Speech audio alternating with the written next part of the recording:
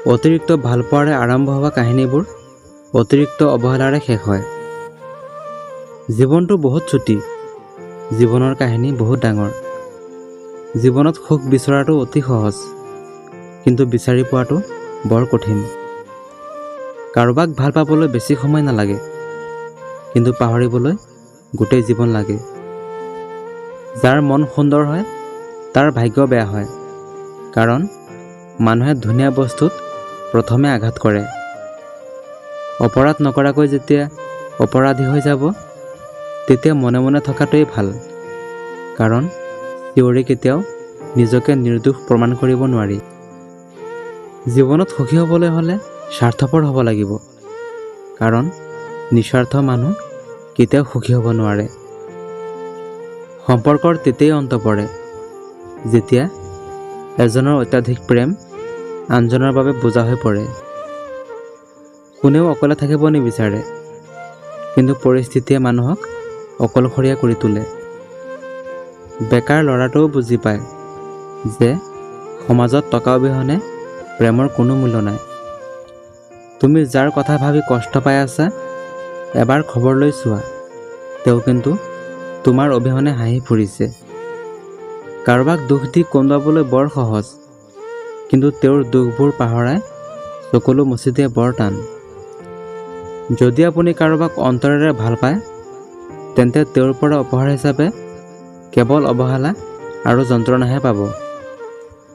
যি ব্যক্তিয়ে আপোনাক সঁচা অৰ্থত ভাল পায়, তেওঁ আপোনাক কেতিয়াও অৱহেলা নকৰে। ভাবিলে আচৰিত লাগে, যিসকলে টাইম পাছ কৰে তেওঁলোকেই সঁচা ভালপোৱা পায়, আৰু যিসকলে সঁচাকৈয়ে ভাল পায় তেওঁলোকে কেৱল দুখ পায়।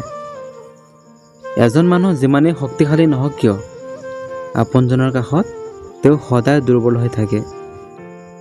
সম্পৰ্ক ভাঙিব নালাগে, কথাটো ঠিকেই আছে, কিন্তু য'ত আপোনাৰ কোনো মূল্য নাই তাত সম্পৰ্ক নথকাটোৱেই ভাল। মন তাকেই পচন্দ কৰে যি ভাগ্যত নাই। তুমি যাক ভাল পোৱা তেওঁক নহয়, যিজনে তোমাক ভাল পায় তেওঁক ভাল পোৱা। চাবা, জীৱনত কেতিয়াও ভাল পোৱাৰ অভাৱ নহ'ব। সম্পৰ্ক এটা টিকিয়াই ৰাখিবলৈ দুজনৰ ভূমিকা লাগে, আৰু বিচ্ছিন্ন হ'বলৈ এজনৰ অজুহাতেই যথেষ্ট। মুখৰ ভাষা বুজিবলৈ অলপ জ্ঞানেই যথেষ্ট, কিন্তু মনৰ ভাষা বুজিবলৈ আন এটা মন নিশ্চয় লাগে। আপুনি আগ্ৰহ প্ৰকাশ নকৰিলে যি ব্যক্তিয়ে আপোনাৰ কথা চিন্তাও নকৰে, সেইজন ব্যক্তিক আমনি কৰা বন্ধ কৰক। তেওঁক নিজৰ জীৱনত ভাল হ'বলৈ দিয়ক, আৰু আপুনি অকলে থকাৰ অভ্যাস গঢ়ি তোলক। জীৱনৰ কিছুমান সিদ্ধান্ত হঠাতে ল'ব লগা হয়, নহ'লে গোটেই জীৱন চকুলো টুকিব লাগে। জীৱনত বেয়া সময় আহিব, মানুহে আপোনাক প্ৰতাৰণা কৰিব, ঘনিষ্ঠ মানুহ সলনি হ'ব, বন্ধু বান্ধৱে বেইমানি কৰিব। জীৱনৰ চলাৰ পথত এইবোৰ ঘটিবই, সেইবোৰ মানি চলিব লাগিব, নহ'লে মনাই চলিব লাগিব। ধনী মানুহৰ ভালপোৱা প্ৰকাশ পায় দামী উপহাৰত, আৰু দুখীয়া মানুহৰ ভালপোৱা প্ৰকাশ পায় চকু পানীত। নিজৰ জীৱন যুদ্ধ নিজেই কৰিব লাগিব। সকলোৱে জ্ঞান দিব, কিন্তু সংগ কোনোৱেই নিদিব। সকলো প্ৰতিশোধ নিজে ল'ব নালাগে, কাৰণ ইয়াৰ দ্বাৰা তেওঁ আৰু আপোনাৰ মাজত কোনো পাৰ্থক্য নাথাকিব।